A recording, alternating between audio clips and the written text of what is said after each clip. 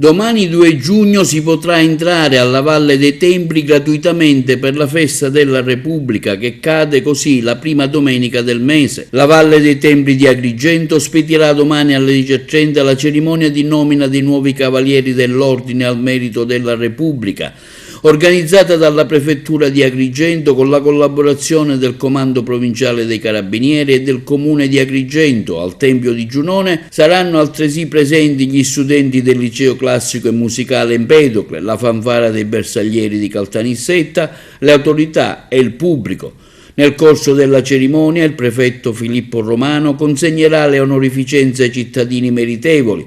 Saranno gli alunni del liceo Empedocle a leggere il messaggio del presidente Mattarella.